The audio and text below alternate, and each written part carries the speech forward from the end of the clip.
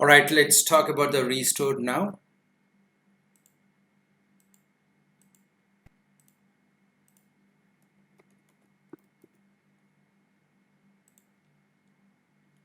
So we have two modification happen for this record, which is a demo. I'm going to pick this two and go to restore it.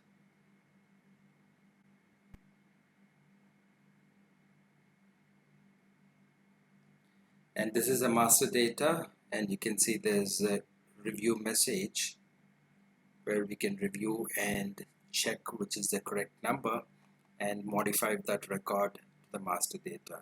So right now the master data is showing 650, but however, this is the correct number.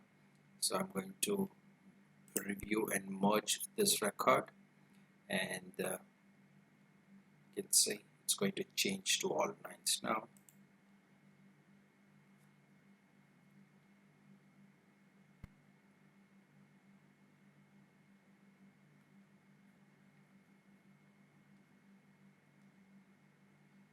So it's been successful. We can view and watch the record.